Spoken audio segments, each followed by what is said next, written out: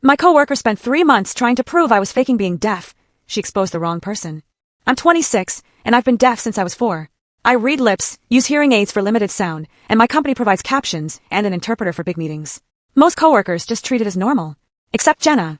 From the day she joined our team, Jenna acted curious. Too curious. So you can't hear anything? She'd ask loudly. What if there's like a loud bang? I'd give the same answer every time. I rely on vibrations and what little my aids pick up. That's why we have safety protocols. Then the test started.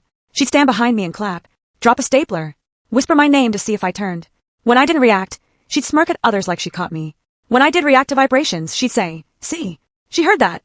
Coworkers told her to knock it off. She laughed it off. I'm just curious. People lie about disabilities for attention, you know. One afternoon, I walked into the break room, and she was showing my old Instagram to someone.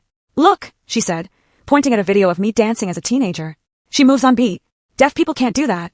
That night, I printed my medical documentation and the company's accommodation approval email and took them straight to HR. I also mentioned the clapping, the whispering, the Instagram research, and how unsafe it made me feel. HR opened a formal investigation. They quietly asked others if they'd noticed anything. Turns out Jenna hadn't just been testing me. She'd been telling people I was scamming the company for special treatment and trying to get them to record me slipping up for TikTok. 2 weeks later, HR called us both in. They thanked me for coming forward, confirmed my documentation, and told Jenna she'd violated the harassment policy, the disability policy, and the social media policy. She'd also tried to secretly record a coworker without consent on company time. Her proof ended up being the reason she was walked out with a security escort that afternoon. Now my team is extra careful about respecting access needs, and HR uses my anonymous case in training about invisible and misunderstood disabilities. The best part? I didn't have to prove I was deaf. Jenna proved she wasn't fit to work with other humans.